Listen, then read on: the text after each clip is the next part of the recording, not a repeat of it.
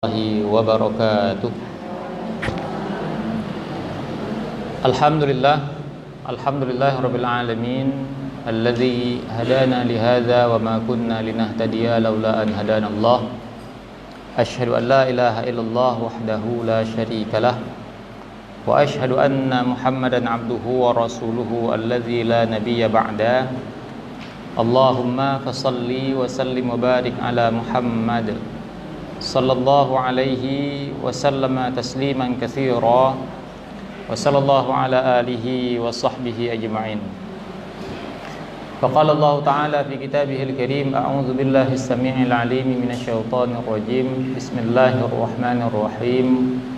Wa man ahsanu qawlan mimman da'a ila Allah wa 'amila shalihan wa qala innani minal muslimin. Shadaqallahul 'azim. Baik ibu-ibu yang rahmati Allah Subhanahu wa taala, puji dan syukur kita panjatkan kehadirat Allah atas segala bentuk limpahan rahmatnya dan juga curahan nikmatnya kepada kita semua. Tak terasa kita pada hari ini sudah tiba di hari ke-20 di bulan suci Ramadan.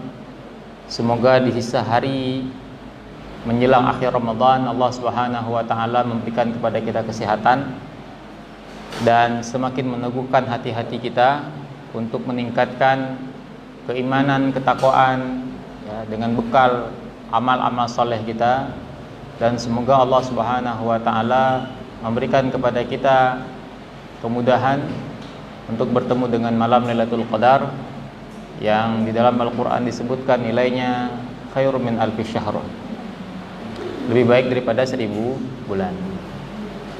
Kemudian tak lupa salawat beriring salam semoga senantiasa Allah curahkan kepada baginda Rasulullah Muhammad sallallahu alaihi wasallam, begitu pula kepada para keluarganya dan juga kepada para sahabatnya sekalian.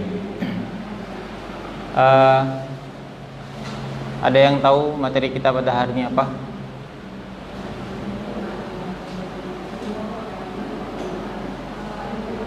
Hah?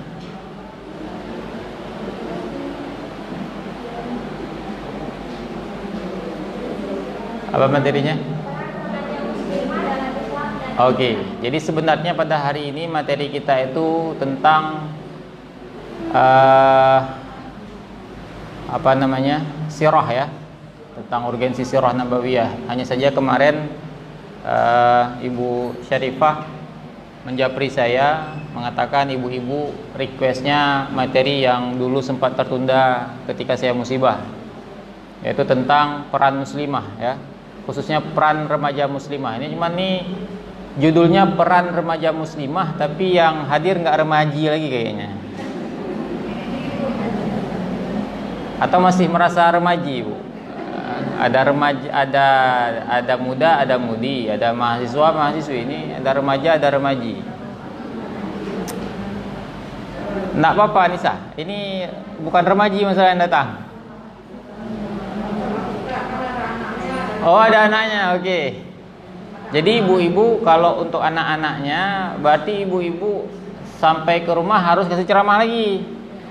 Jadi saya ngomong sama ibu-ibu, ibu-ibu ngomong lagi sama para remaji di rumah. Janji ya, janji ya. Kalau nggak janji nggak kasih materi. Janji ya. Nah, jadi tantangan kita pada hari ini, ibu-ibu rahmati Allah Subhanahu wa taala. Tantangan kita ya. Jadi bukan tantangan saya, bukan tantangan pengurus ya, bukan tantangan panitia, tapi tantangan kita bersama pada hari ini ketika kita harus memikirkan, harus memiliki kekhawatiran siapa gerangan yang akan melanjutkan aktivitas di lembaga-lembaga dakwah seperti ini setelah kita tiada ada. Di dalam Al-Qur'an ayat ke-9 surah An-Nisa, Allah Subhanahu wa taala berfirman, wal yakhshal ladzina law taraku min khalfihim dzurriyyatan dhi'afan khafu falyattaqullah wal yaqulu qawlan sadida. Hendaklah kamu takut ya ketika kamu meninggalkan generasi setelah kamu atau anak-anak kita setelah kita tiada, itu generasi yang lemah. Ya, generasi yang lemah. Walaupun konteks di surat ini ceritanya tentang warisan, tapi pada hari ini lemahnya generasi muda itu bisa jadi sebagian besar bukan disebabkan mereka tidak punya uang, bukan disebabkan orang tua mereka yang meninggal tidak meninggalkan harta, bukan. Tapi lemahnya mereka itu adalah lemah iman, lemah pemikiran, lemah mental. Dan justru orang tua pada hari ini gagal fokus di sini. Jadi kita justru berpikir bahwa anak kita akan survive, akan selamat, akan bisa hidup setelah kita tidak ada lagi kalau kita meninggalkan kepada mereka harta yang banyak. Rumah ada, kebun ada, kendaraan ada, mamak mati dulu ya. Jadi kita meyakini ketika itu semua ada, mereka selamat. Kenyataan ternyata tidak seperti itu. Justru banyak pada hari ini kasus, bukan banyak lagi, bahkan sudah menjadi fenomena. Ketika orang tua ini meninggal dunia, mereka tidak mempersiapkan bekal iman, bekal agama kepada anak-anak mereka, tapi justru lebih fokus meninggalkan bekal harta kepada anak-anak mereka. Justru harta itu menjadi petaka. Tidak perlu tunggu setahun setelah ayahnya meninggal, tidak perlu tunggu setahun setelah kita tidak ada lagi. Cukup beberapa hari saja setelah mereka kering air matanya menangisi kepergian kita, mereka mulai bertengkar, meributkan harta warisan.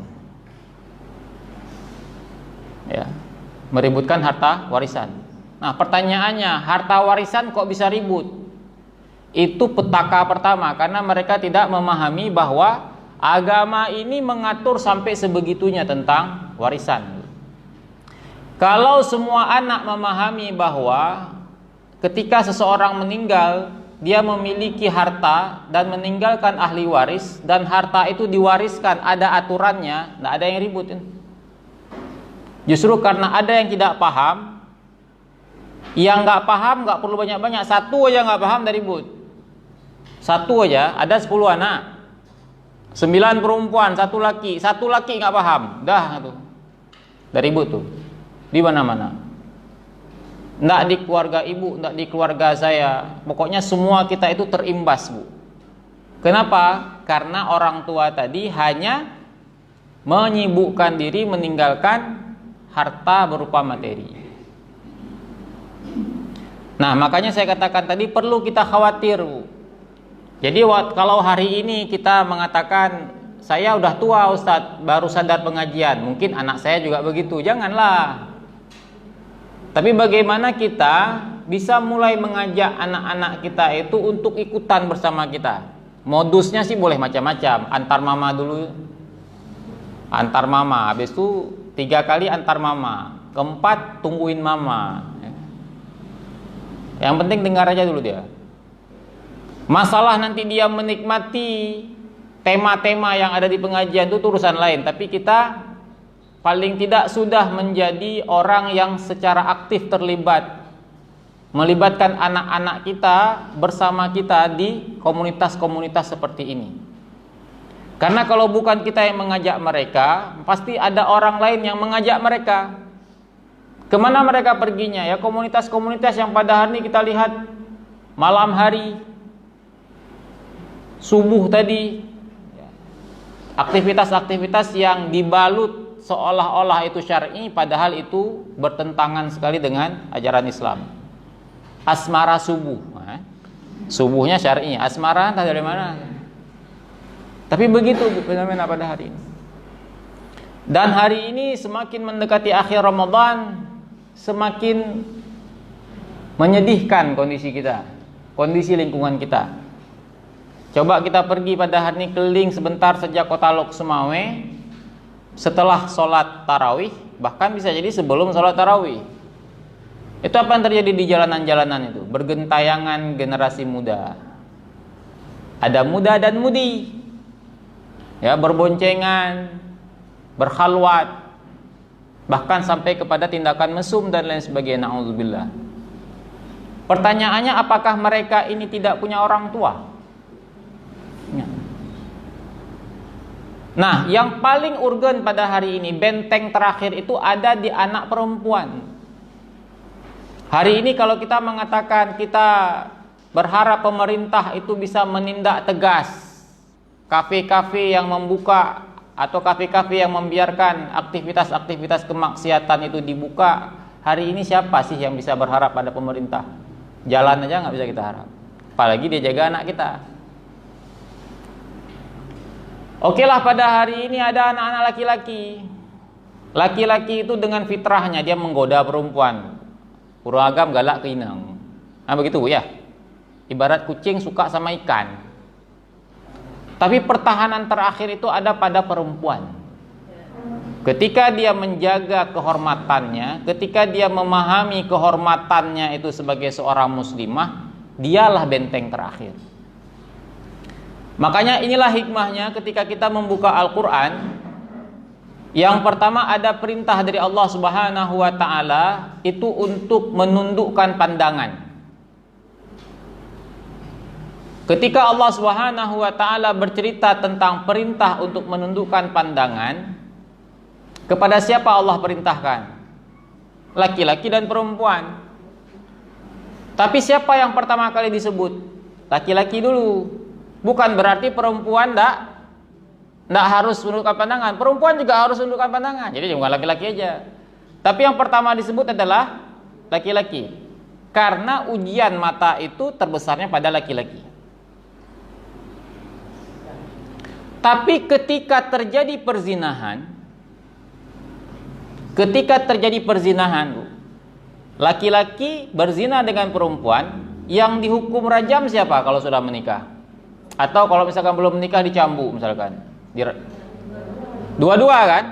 Dua-dua. Nggak ada dibilang laki-laki harus dirajam, perempuan nggak. Atau sebaliknya perempuan yang harus dirajam, laki-laki enggak. Dua-dua harus dirajam. Tapi siapa yang pertama disebutkan? Bukan laki-laki, perempuan disebutkan pertama. Ini indahnya bahasa Al-Quran, Bu, ya. Cerita tentang menjaga pandangan, laki-laki pertama disebut, perempuan baru kemudian. Tapi ketika sudah terjadi perbuatan zina, sekali lagi saya katakan ya, dua-dua dihukum, sama-sama berdosa. Tidak ada yang lebih besar daripada yang lebih kecil. Nggak ada orang laki-laki yang berzina lebih kecil dosanya daripada perempuan yang berzina. Nggak ada. Kalau sudah berzina, sama saja. Tapi perhatikan ketika Allah menyebut perempuan dulu, itu ada hikmah di situ. Kenapa perempuan dulu? Andai saja perzinahan itu laki-laki mengajak perempuan nggak mau, tidak akan terjadi. Tidak akan terjadi perzinahan itu. Laki-laki sudah gagal menahan pandangan, ya, memiliki syahwat kepada perempuan yang di mata dia begitu cantik dan lain sebagainya. Perempuannya nggak mau, tidak terjadi, Bu.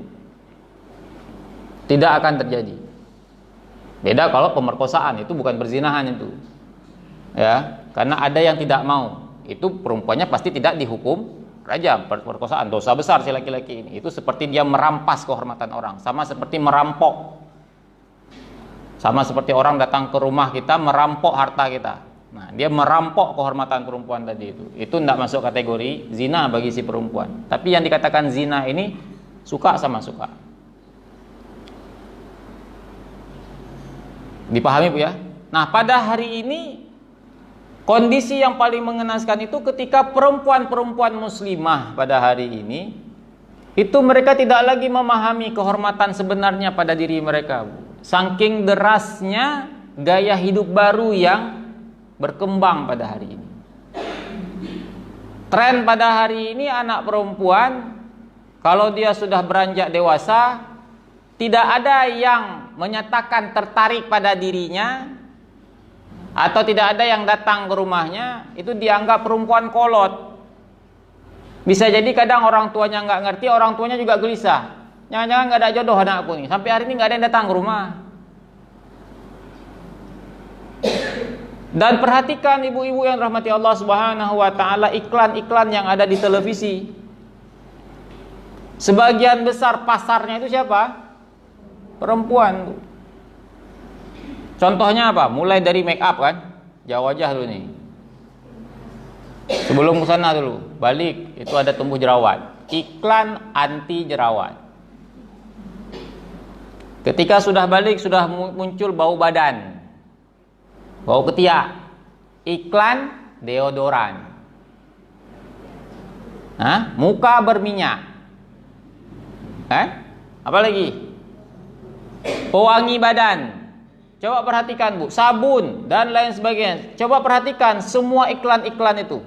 Polanya coba lihat, apa yang terjadi? Coba lihat polanya. Coba Ibu lihat polanya nih, saya lihat. Pasti ada di sana ketika dia dapat masalah, apakah itu satu jerawat, kulitnya berminyak, bau badannya kurang asik. Apa resiko yang dia tanggung? Nggak ada laki yang mau sama dia.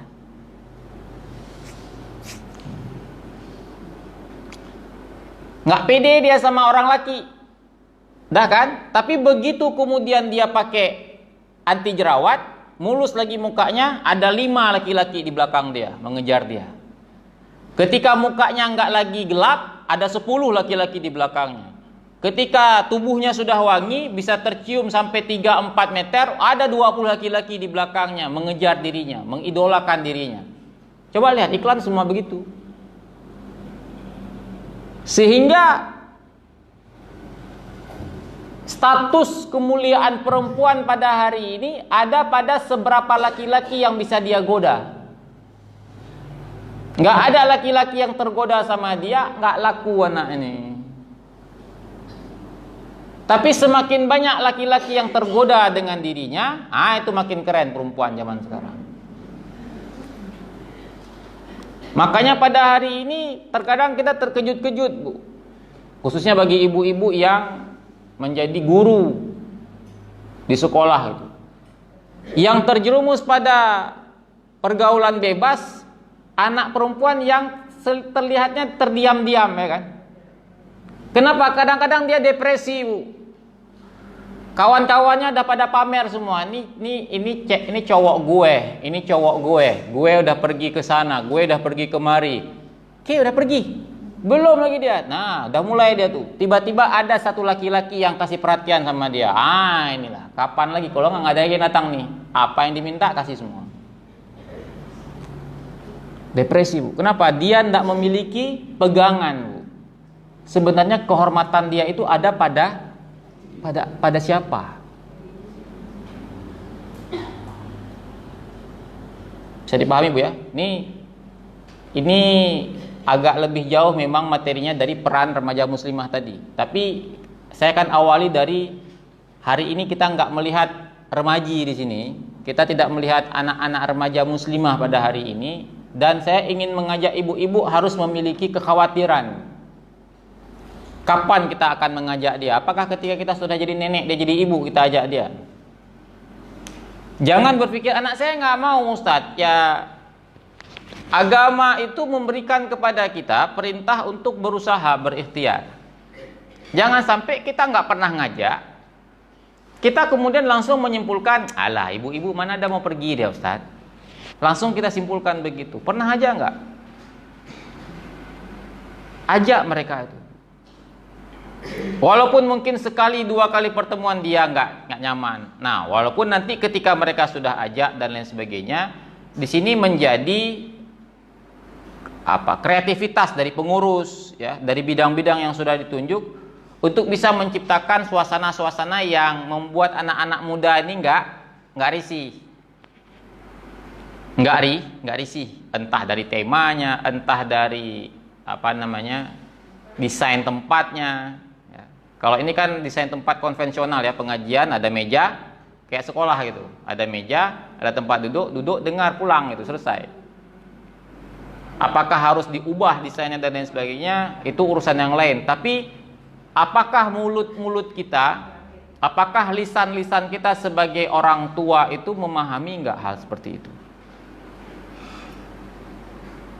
Apakah kita sudah pernah berbicara dengan anak perempuan kita bahwa ketika dia keluar rumah memakai wangi-wangian, aroma tubuhnya bisa tercium sampai 2-3 meter? Itu kalau zaman Nabi dulu mereka dianggap itu tak lebih dari seorang pelacur, Bu.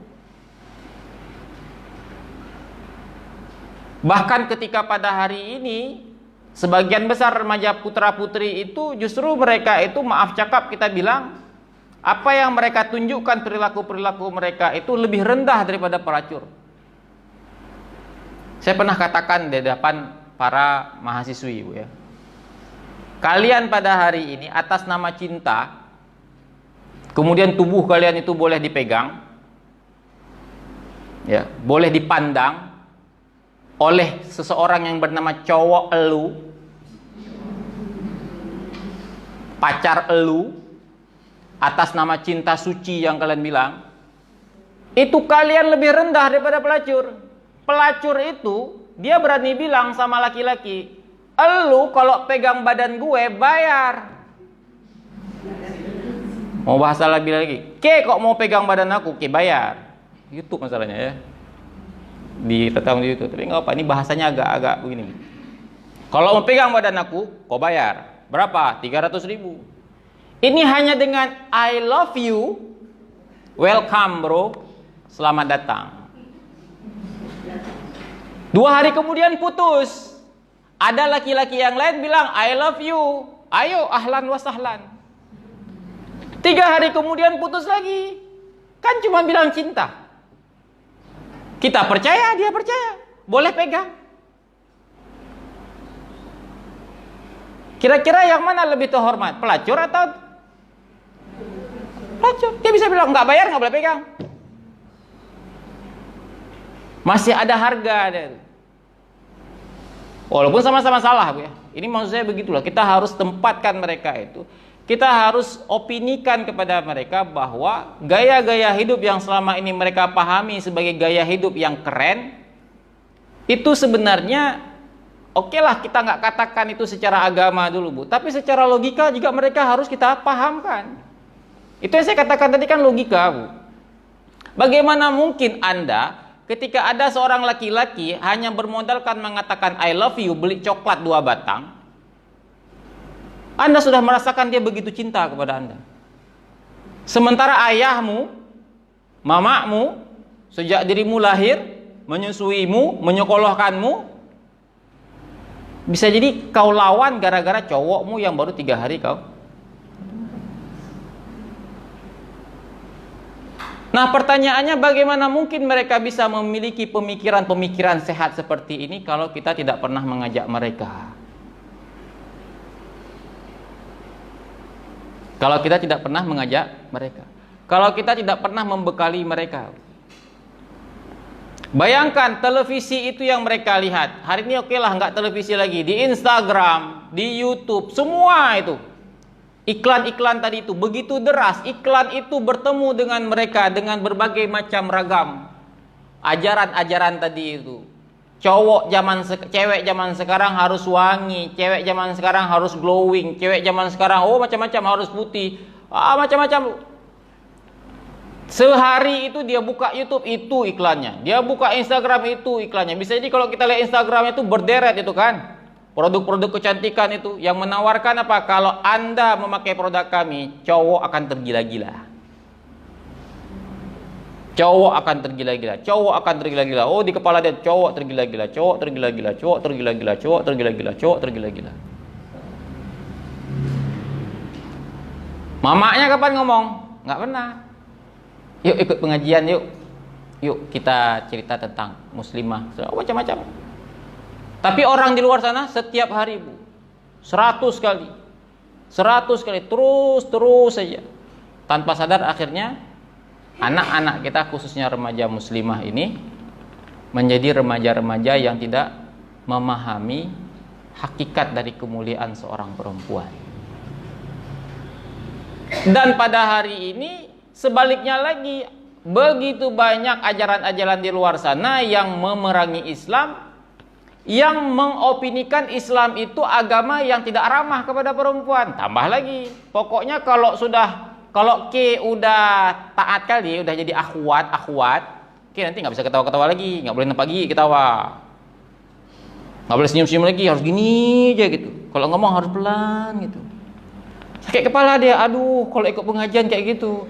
Padahal dia masih bisa pengen jalan-jalan segala macam gitu kan. Pokoknya kalau sudah masuk ke gedung MTRJ, suasananya 5 menit lagi akan mati gitu. Ya, menangis. Opini itu berkembang.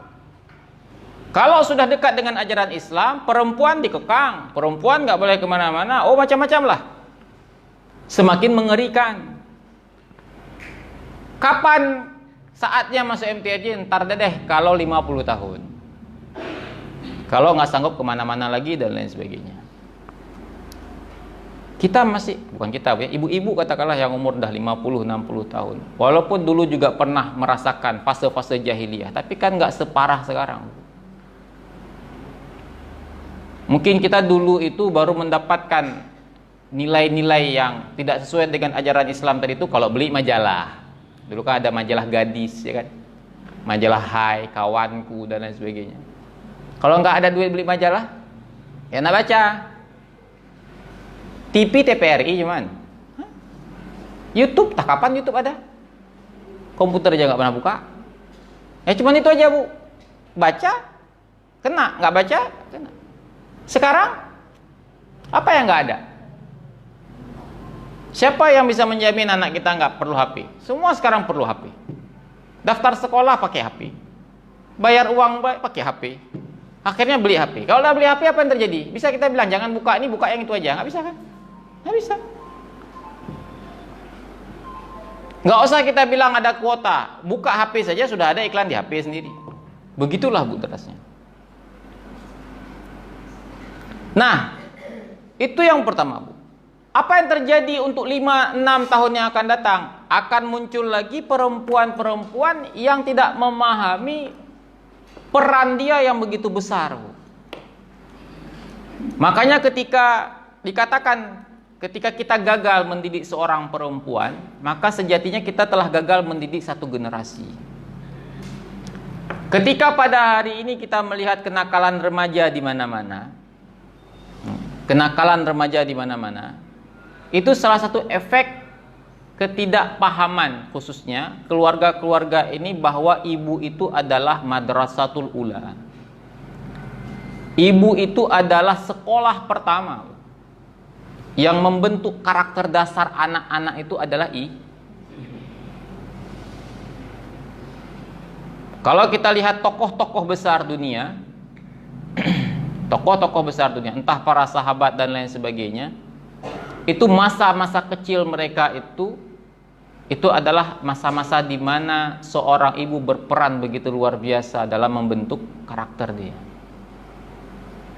Nah, apa cerita ketika kemudian pada hari ini ada seorang perempuan, dia memahami pernikahan itu ya nikah, habis itu punya anak, selesai. Nikah, punya anak, selesai. Bagian dari konsekuensi hubungan biologis. Ada anak, sama seperti kambing, ada anak, udah selesai. Tidak paham dia anak ini sebagai apa. Apa yang terjadi? Lagi-lagi itu tadi. Jadi apa yang pada hari terjadi, pemahaman-pemahaman para perempuan-perempuan, para calon-calon istri pada hari ini yang tidak memahami hakikat dia, peran dia sesungguhnya di dalam Islam, inilah yang akan menjadi petaka. Bahkan bukan akan menjadi petaka, tapi sudah kita lihat bersama petaka itu.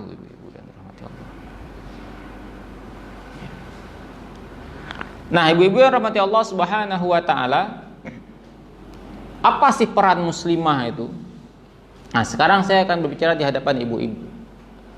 Hari ini kita sudah sering mendengarkan bahwa semakin hari perbandingan antara perempuan dengan laki-laki itu semakin jomplang, ya. Jadi jumlah perempuan itu lebih besar daripada laki-laki. Dan ini memberikan sinyal kepada kita bahwa dakwah khususnya kepada sesama muslimah itu sangat penting. Walaupun pada hari ini kita patut bergembira. Bergembira maksudnya bersyukurlah bahwa pengajian ibu-ibu marak. Kalah bapak-bapak. Nggak ada pengajian bapak-bapak. Nggak ada pengajian bapak-bapak. majelis taklim bapak-bapak nggak ada. Majelis taklim Ali bin Abi Thalib nggak ada. Yang ada Rawdatul Jannah, Ihya Unisa, ya kan? Apa lagi? Nggak ada kan pengajian majelis taklim muslim laki-laki nggak ada. Ini patut kita syukuri, Ibu.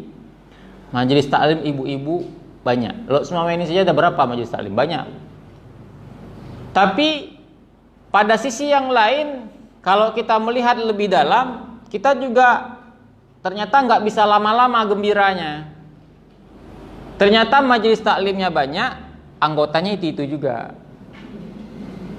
Ini habis MTRJ nanti ke Yunisa, habis dari Yunisa nanti pergi ke Manasah Kota, dari Manasah Kota pergi ke Takwa Baitur Rahman. Begitu kita lihat wajahnya ini juga. Ibu, perasaan udah pernah lihat ya tadi ya?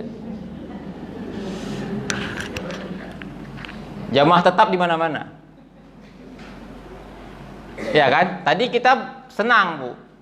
Majelis taklim banyak di kota Lok Sumawe. Tapi ternyata begitu kita lihat, ya satu orang anggota di 5 majelis taklim, pengurus di 3 majelis taklim. Memang hobinya membentuk majelis taklim. Semoga ini tidak menjadi PR besar lagi ya. Apa PR besar itu? PR besar ketika para suami akhirnya komplain sama ustadz. Istri saya lebih sering ketemu ustadz daripada ketemu saya.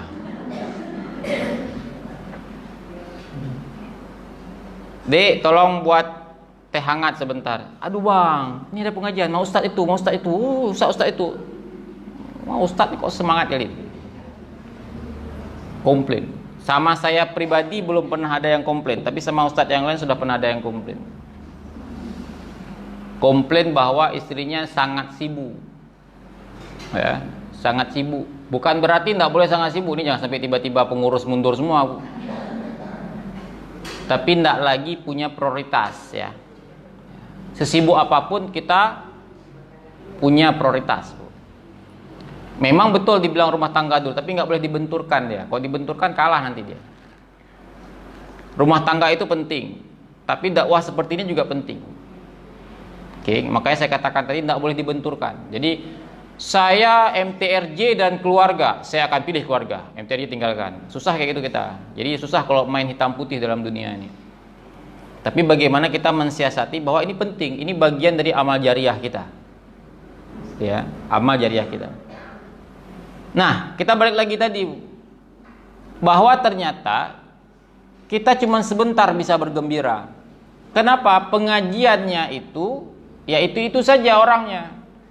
Dan kalau kemudian kita hitung secara statistik, usia yang datang pengajian itu sebahagian besar 40 tahun ke atas.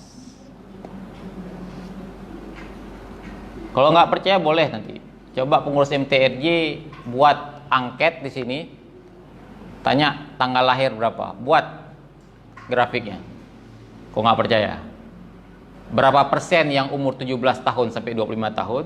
Kayaknya nggak ada yang 17 tahun. Ini ada 71 mungkin ada, 17 nggak ada, 18 ada, 19 ada, ada. Oke. Nah nanti paling 30 itu mulai ada satu-satu mama muda.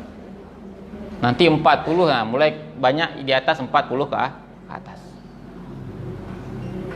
Nah ibu-ibu hormati Allah Subhanahu wa ta'ala, ini adalah peran dasar kita. Ibu-ibu yang pada hari ramai ikut pengajian di MTRJ di bulan Ramadan, kalau kemudian ibu-ibu merasakan manfaat dari pengajian-pengajian yang sudah berlangsung sejak hari pertama bulan Ramadan, maka jujur saya katakan ada tanggung jawab di pundak kita masing-masing. Minimal sekali mengajak orang untuk bisa semakin meramaikan. Ini meramaikan ini bukan untuk pengurus saya katakan, tapi untuk siapa? Pertama untuk kita sendiri, kedua untuk agama. Kenapa saya katakan untuk kita sendiri? Nah, ini kita harus memahami kenapa kita perlu berdakwah. Tahu dakwah Bu ya? Dakwah, apa itu dakwah? Bahasa sederhananya saja. Mengajak. Mengajak kemana? Mengajak kepada kebaikan, mengajak kepada Allah Subhanahu wa ta'ala. Kenapa kita perlu berdakwah? Sebelum bertanya kenapa kita perlu berdakwah, ketika kita mendakwahi orang, kira-kira manfaatnya untuk siapa? Untuk sendiri. Apa manfaat untuk ibu sendiri?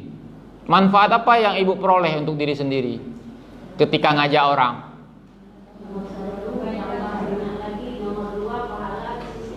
Pahala. Pahala kan bisa dari sholat. Ngapain harus dakwah lagi? Apa keistimewaan pahala dakwah dibandingkan dengan pahala sholat?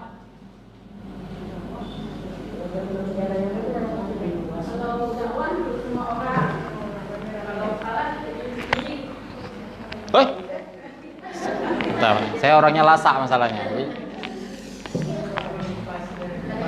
Ya udah nggak apa-apa. Hah? Gimana tadi Bu? Pahala untuk orang, dakwah untuk orang. Tadi katanya untuk diri sendiri. Hah? Untuk banyak orang. Manfaatnya untuk siapa?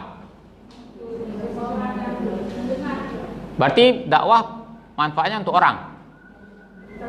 Untuk kita. Apa bedanya, Bu? Yang pertama, tadi saya membacakan ayat dalam surah Al-Fussilat. Wa man ahsanu qawlan mimman da'a ilallah. Ya. Adakah perkataan yang lebih baik? Ini sebuah pertanyaan yang jawabannya semua sudah tahu. Tapi pertanyaan untuk menegaskan, wa man ahsanu qawlan mimman da'a ilallah. Adakah perkataan yang lebih baik daripada perkataan yang mengajak atau perkataan berupa ajakan kepada Allah Subhanahu wa ta'ala? Artinya apa? Ajakan-ajakan menuju ketaatan kepada Allah Subhanahu wa ta'ala adalah sebaik-baik perkataan. Mengajak sebanyak-banyak orang untuk taat kepada Allah itu adalah sebaik-baik ajakan. Ada yang ikut MLM di sini, aktivis MLM? Ada? Tiba-tiba nggak ada. Nanti ada pada. Ada yang pernah ikut MLM? Hah? Kira-kira apa yang diiming-imingkan oleh MLM sampai orang banyak tertarik? Ya duit, semua duit Bu. Duit yang gimana? Kalau kerja di PNS juga duit. Bonus. Kerja di bank juga ada bonus. Gimana? Ada apa? Keuntungan. Jual baju di Los juga ada keuntungan. Gimana? Gimana Bu? Passive income. Itu iming-iming dari MLM. Passive income. Apa passive income itu? Pemasukan uang masuk terus, tapi nggak usah kerja.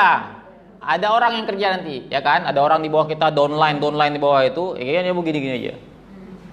Ke rekening 10 juta. Itu kan passive income begitu. Gara-gara apa? Gara-gara aja orang kan. MLM itu kan ngajak orang. Yuk gabung yuk.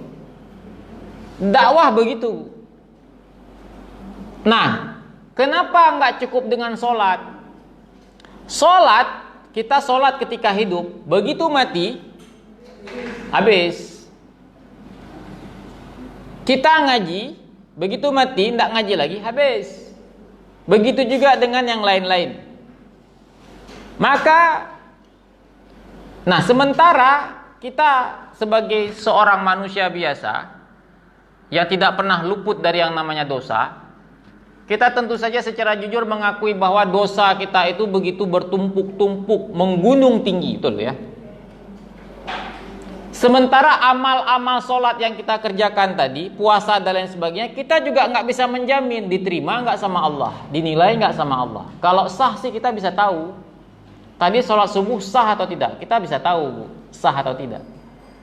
Tapi apakah sholat subuh tadi kita itu diterima sama Allah? Berapa nilainya? Pahalanya bagaimana? Tidak tahu. Tapi yang jelas kita mengakui semua sholat-sholat kita itu punya kekurangan. Entah kurang khusyuk, entah nggak pas ikhlasnya. Banyak sekali kekurangan. Puasa kita sudah 20 hari. Banyak nggak kekurangan? Banyak, Bu. Banyak bocornya. Bocor dari mata, bocor dari mulut, bocor dari kuping. Pahala nggak jelas lagi. Bisa jadi 0, 0. Hari pertama 0, 0, 0 pahala. Tapi yang namanya dosa, naik terus. Mati. Nggak bisa lagi beramal. Nggak bisa lagi beristighfar. Dan lain sebagainya. Sehingga karena kondisi begitu, kan kita bercita-cita, Bu, ya. Semoga lah ketika saya mati, walaupun saya nggak beramal lagi, nggak sholat lagi, nggak ngaji lagi, nggak sedekah lagi, masih ada pahala yang nyampe. Itu udah dia pasif pahala. Kalau bahasa MLM, pasif income. Memungkinkan nggak gitu, Bu? Jasad sudah mati, sudah di alam kubur. Pengen dapat pahala sholat nggak ada lagi. Tapi masih pengen ada pahala sholat, bisa nggak dapat? Bisa. Salah satunya dari dakwah, Bu. Amal jariyah. Ya, amal jariyah itu apa? Yang pertama, kalau kita wakaf, wakaf itu kan hanya berupa harta, Bu. Dan bisa jadi wakaf itu juga seabadi-abadinya wakaf, ada masanya dia akan hilang, kan? Kita wakaf untuk masjid. Ada masanya ya, tiang yang kita wakafkan itu nggak ada lagi. Nggak akan mungkin bertahan sampai 200 tahun. Hilang dia, kan? Tapi agama ini memberikan kabar kepada kita bahwa ketika kita mengajak orang kepada kebaikan, kita menjadi perantara bagi seseorang dalam kebaikan. Ketika kemudian Allah menakdirkan dia kemudian mendapatkan hidayah melalui ajakan kita, maka amal-amal kebaikan yang dia kerjakan itu akan juga berdampak pada kita. Berkat ibu ngundang orang, ngajak orang kemari, gara-gara dia ikut pengajian di MTRJ, dia jadi orang yang rajin puasa sunat misalkan. Ibu nggak puasa sunat, cuma ngajak orang datang kemari aja. Kira-kira ibu dapat saham nggak? Saham. Begitulah Islam. Ketika kemudian dia sudah sadar, dia ngajak orang lain lagi. Orang lain itu kemudian ditakdirkan oleh Allah dapat hidayah melalui lisan dia. Kita itu dapat juga nggak? Dapat. Terus saja berputar. Hanya karena kita pernah mengajak seseorang. Makanya dalam kondisi seperti ini, ketika kita dibilang ingin berdakwah, dakwah itu boleh bisa dilakukan dengan kemampuan apapun yang kita miliki. Oh, kamu sudah mau dakwah sekarang? Memang kamu lulusan Timur Tengah? Enggak. Udah bisa baca kitab Kutul? Enggak juga. Sok paten kali mau berdakwah. Dakwah itu enggak harus ngisi taklim. Emang enggak semua orang bisa ngisi taklim. Ibaratnya saya pernah diistilahkan begini. Ibu pernah nih labi-labi ya? Ya semua yang wajah-wajah 40 tahun ke atas kenal labi-labi.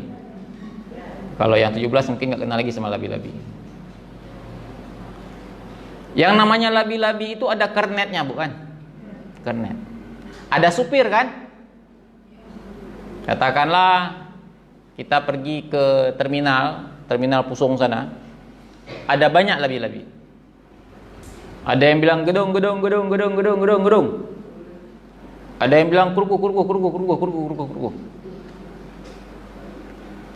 Tugas si kernet ngapain? Bilang itu aja. Kurku. Gedung. Keren kali pun cara ngomongnya. Menimbulkan ketertarikan orang. Naik akhirnya. 1 orang, 2 orang, 3 orang, 4 orang. Yang bawa kita ke gedung siapa? Si kernet. Supir.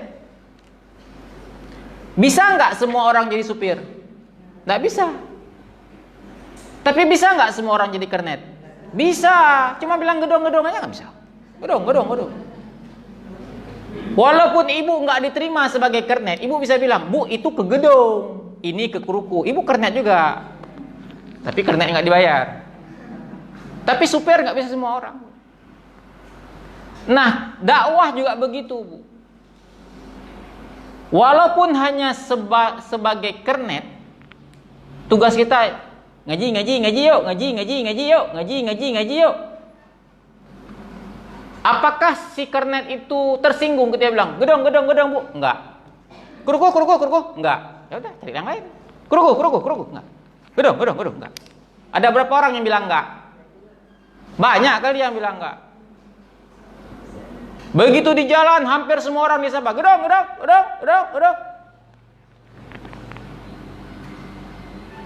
5 kilo baru ada yang naik. 50 udah naik. Yang dia tunjuk, yang dia sapa berapa orang? Banyak. Yang jadi naik 1 orang. Tapi begitu 1 orang itu naik, kita juga begitu. Supirnya itu siapa? Supirnya ada ustadz. Mau belajar hadis ada Ustaz Zakaria. Tafsir ada Ustaz Syariah. Itu supirnya tuh. Kita cuma bilang tafsir. Hadis.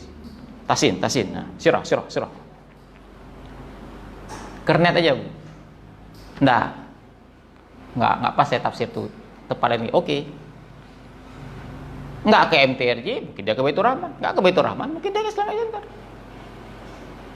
Tapi begitu dia datang, bergabung, jadi dia menjadi pribadi yang lebih baik. Wah, seumur hidup sampai mati ibu dapat saham. Hanya karena itu kalau orang yang kita ajak. Kalau anak sendiri, anak yang soleh, dia mendoakan kita, dia sholat, dia puasa, dia sedekah, dia mendoakan kita dan seterusnya, Bu. Karena ngajak. Kemudian yang kedua, kenapa kita perlu mengajak lagi? Karena orang-orang yang mengajak ini disebut sebagai orang-orang terbaik, Bu. Amal dakwah ini adalah amal yang terbaik. Ini adalah aktivitas para nabi. Nabi itu diutus tak lain dan tak bukan menyeru orang. Berdakwah. Menyeru orang. Saking terbaiknya aktivitas dakwah ini, walaupun cuma jadi kernet, maka kita coba lihat di dalam Al-Quran. Ada 2 binatang, Bu. Nah, ini binatang saya ngomong, Bu. Ada 2 makhluk yang dia hanya binatang, Bu. Bukan binatang yang dianggap keren, Bu, ya. Kan binatang ada yang dianggap keren, kan? Ada yang dianggap lucu, kan? Ada yang dianggap menjijikkan. Yang pertama binatang yang dianggap menjijikkan. Binatang apa itu? Anjing, Bu. Ibu sering membaca surah Al-Kahfi, dan kita tahu ada kisah Ashabul Kahfi, dan yang membersamai Ashabul Kahfi ini siapa? Seekor anjing. Allah sebut si anjing enggak dalam surah Kahfi itu? Disebut anjing itu, Bu. Allah cerita anjing itu dalam surah Kahfi. Pertanyaannya, si anjing ngapain? Pertama dia anjing, Bu. Sebentar, sebelum anjing lagi. Pertama dia binatang, Bu. Dia tidak ada kewajiban. Tidak ada yang harus dia pertanggungjawabkan ketika nanti hari kiamat, ya kan? Beda sama manusia. Dia hanya seekor binatang yang nggak punya akal. Nah, dari sekian banyak binatang yang Allah ciptakan, dia itu takdirnya binatang yang kita anggap menjijikkan. Tapi Allah angkat derajatnya, Allah sebutkan di dalam Al-Quran, bagian dari cerita. Ibu kira-kira kalau misalkan diminta main film, dicerita, kira-kira senang nggak? Senang kita tuh, dicerita. Padahal dia ngapain? Nah, anjing ini ngapain? Cuma ikut-ikut aja, ikut lari. Kemana kalian? Ke gua. Ikutlah. Nggak bisa ngomong kan dia, nggak bisa berdakwah kan dia, tapi dia membersamai orang yang berdakwah. Ikut dia. Jadi seksi sibuk. Sok-soknya dia yang siapa? Diangkat derajatnya, disebut. Padahal dia cuma pemain figuran. Kira-kira kalau misalkan Allah nggak sebut anjing, cukup pemuda tadi itu saja, ceritanya rusak nggak? Nggak rusak. Ngapain disebut si anjing? Kan tema senternya pemuda kan? Anjing nggak disebut. Sama seperti ada film, nama si anjing nggak disebut. Pemeran utama diperankan oleh. Anjing nggak usah disebut. Cuma lewat aja dia kok. Tapi Al-Quran, Allah menyebut si anjing. Menceritakan si anjing ini. Kenapa? Karena dia ikut serta dalam barisan aktivitas menyeru kepada Allah Subhanahu wa ta'ala. Nah, si anjing yang binatang menjijikkan saja Allah naikkan derajatnya, Allah abadikan dia di dalam Al-Quran, apalagi manusia yang kepada kita disuruh untuk menyeru orang. Khususnya lagi menyuruh kepada anak-anak kita, para remaja tadi, Bu, yang seharusnya kita khawatirkan mereka ini seperti apa nanti pasca kita tiada. Binatang yang kedua ada di surah An-Naml. Surah semut. Binatang apa namanya? Bukan semut. Bukan, itu An-Nahl. Ada di surah An-Naml, ada di surah semut, tapi bukan semut. Lebah, itu di surah lebah. Boleh saya tanya terus? Nggak usah. Boleh. Nah, yang bisa sebutkan saya kasih satu dia. Laba-laba itu kalangkabut sana, al-ankabut. Lihat HP ya, ini generasi Google. Menghasilkan madu lebah, tapi An-Nahl. Ini cerita satu binatang. Ayo tebak boleh. Tebak betul, tapi kayaknya ini binatang langka nih. Gak pernah lihat pun kita binatang nih. Hut. Siapa yang jawab tadi? Bufat ya? Boleh kasih bufat? Boleh. Boleh ya? Nanti aja. Pokoknya ini punya bufat nih. Jangan ganggu lain. Punya bufat. Hut. Burung hut. Ada yang mengatakan burung hut itu burung pelatu. Woodpecker. Ibu-ibu yang umur 50 tahun pasti pernah nonton film Woody Woodpecker. Film kartun yang ketawanya gini. Gak pernah nah? Itu nonton film saya kecil tuh. TVRI. Dia pelatu. Bolong tuh. Burungnya kecil, bukan burung elang, Bu. Burung kecil. Bagian dari tentaranya Nabiullah Sulaiman alaihissalam. Hut. Beda dengan surat Hud, itu Nabi, Bu. Ini hut. Burung hut. Allah cerita kisah si hut ini, Bu, di dalam surah An-Naml. Apa ceritanya, Bu? Nah, Ibu tahu bagaimana cerita tentang masyarakat negeri Saba? Kerajaan Saba, siapa pemimpinnya? Balqis. Ini jangan kasih nama anak perempuan aja Balqis. Cerita Balqis tak tahu.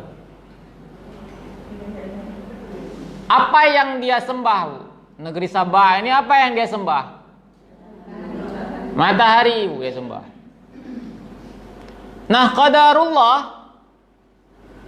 di kemudian hari satu negeri beriman kepada Allah Subhanahu wa ta'ala, termasuk Balqisnya. Atas perantara siapa? Hut. Jasa besar Hut, Bu. Cuman ngomong, wahai Sulaiman, Aku baru saja datang dari negeri yang jauh. Jauh. Nabi Sulaiman itu di Syam. Sementara Sabah itu yang mengatakan di Yaman, jauh ribuan kilometer. Aku melihat mereka itu menyembah matahari. Mereka itu dalam kesesatan. Menyembah berhala. Hud cuman bilang begitu. Gara-gara dia bilang begitu, Nabi Sulaiman dapat informasi, didakwahi itu negeri. Satu negeri masuk Islam. Karena Hud ngomong. Kira-kira tugas dia sepele nggak? Sepele kali, Bu. Cuma bilang, aku lihat kemarin ada negeri sembah matahari. Dah, itu aja. Di mana? Di situ.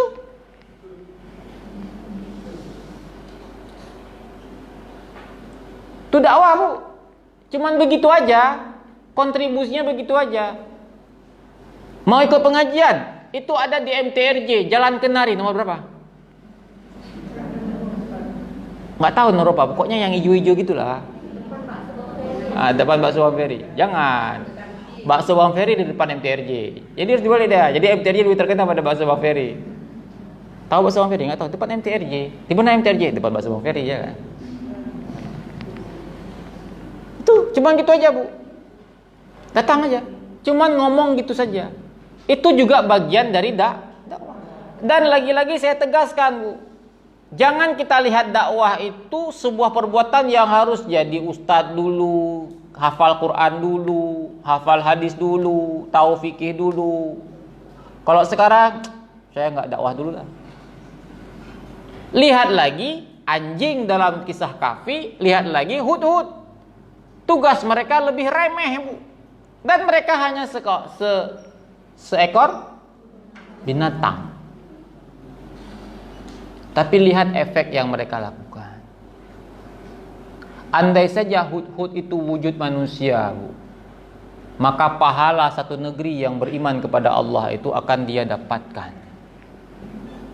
Walaupun dia cuman ngomong, cuman ngadu sama Nabi Sulaiman, aku cuman lihat ada negeri yang di dalamnya penduduknya menyembah berhala, yaitu matahari. Dah bukan? Yang berikutnya, ibu-ibu pada hari ini pernah mengalami fase jahiliyah enggak? Ada yang sejak lahir sudah langsung muslihat orangnya. Langsung muslimah itu, umur 5 tahun dah hafal Quran. Umur 6 tahun dah tahu aurat. Nah, ada? Hah? Ada di sini. Yang kayak Imam Syafi'i ada di sini. Nah, ada kan? Nah, ada. Hah? Ada enggak di antara ibu-ibu? Nah, saya tanya tadi, semua kita itu pernah mengalami fase jahiliyah kan? Saya tanya lagi, ada enggak yang kayak yang dari lahir langsung jadi muslimah taat itu? Nggak ada. Umur 6 tahun udah hafal Quran, udah tahu aurat, nggak tahu kan? Udah bisa hafal hadis ribuan hadis 6 tahun, nggak ada kan? Nah, umur 7 tahun walaupun belum balik udah qiyamul lail dari jam 1 sampai jam 4, nggak ada kan? Mana ada? Saya juga nggak ada. Sama-sama kita pernah jahiliyah. Mungkin hari ini pun masih ada jahiliyahnya. Tapi kemudian ibu merasakan suasana begini pada hari ini, tahu agama, ya kan? Ada semangat untuk beramal. Kira-kira lebih menenangkan yang mana, Bu? Ibu merasa lebih bahagia yang mana? Sekarang atau dulu ketika jahiliyah? Sekarang lah. Mungkin sekarang ada di antara ibu-ibu ketika lihat foto mandi di sungai celana pendek, jijik sendiri lahnya. Bahkan ada yang nangis. Kok bisa saya dulu begitu ya? Kadang-kadang kok lihat anak-anak pesantren, bahkan lihat anak mataku, anak-anak umur 12 tahun dah tutup rapat dari ujung kuku jempol sampai ujung sana dah tutup. Kemudian hafal Quran, kita kemudian jadi iri. Gitu kan. Kemudian kita menyesali, kenapa dulu aku umur 12 tahun enggak tahu agama. Macam-macam kan kita. Artinya apa? Kita mensyukuri pada hari ini Allah memberikan kepada kita hidayah. Tahu kita tuh. Andai saja mungkin kalau 10 tahun yang lalu kita mati dan kita belum tahu lagi bagaimana menutup aurat dan lain sebagainya. Aduh, nggak tahu bilang lah kita. Intinya apa? Bersyukur kan Bu? Bersyukur. Kira-kira ibu menjadi pribadi yang lebih baik pada hari ini sekarang, lebih mengenal agama, dan ibu lebih merasakan ketenangan pada hari ini, berada dalam naungan agama Islam. Itu ada orang nggak yang berjasa pada diri ibu? Ada. Ngajak ibu? Ada kan? Ada. Yang dia mungkin cuma bilang, mau ikut pengajian, ke situ aja yuk. Akhirnya ibu ikutlah, sampai kemudian ibu menjadi pribadi yang baru seperti hari ini. Ada orang yang berjasa. Nah, kira-kira ibu tega nggak kalau kemudian kenikmatan hidayah itu cuma sampai di kita? Sementara kita itu tahu tentang agama ini karena orang bilang. Orang itu tahu karena ada orang lain yang bilang lagi. Orang itu lagi tahu karena ada orang lain yang bilang lagi. Terus. Kira-kira apakah kita merasa cukup sampai saya aja? Saya nggak perlu ngajak orang lagi. Enggak kan? Kita juga perlu ngajak orang. Kalau kita cuma merasa sampai saya saja, berarti kita sebenarnya menjadi orang yang egois. Padahal tadi kita sudah mengaku ini adalah kenikmatan dari Allah Subhanahu wa taala.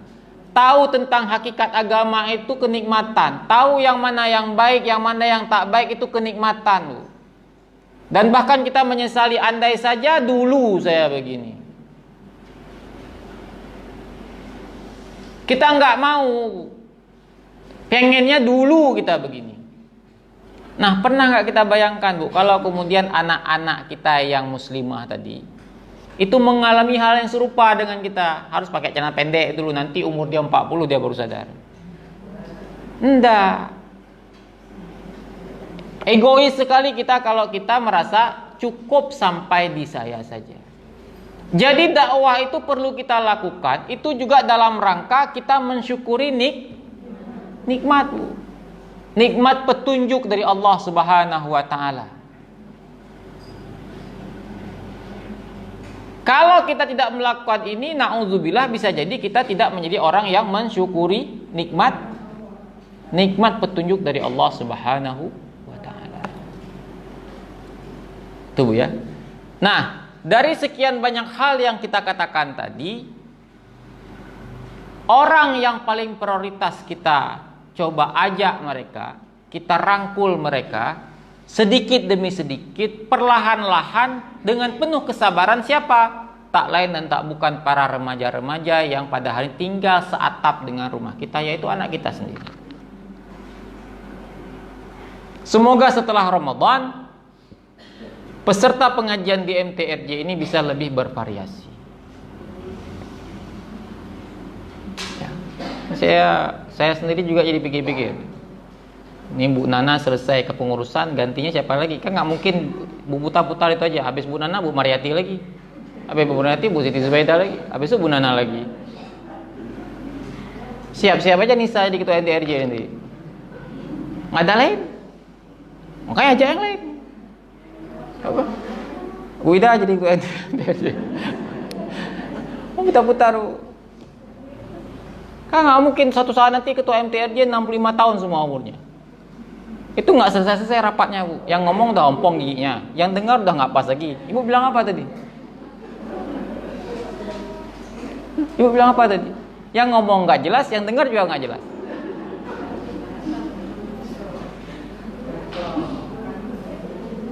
Bu Nana berapa tahun kepengurusan? Hah? Kepengurusan MTRJ berapa tahun? 4 tahun. Ada rencana 2 periode? Hah? Ada rencana 2 periode?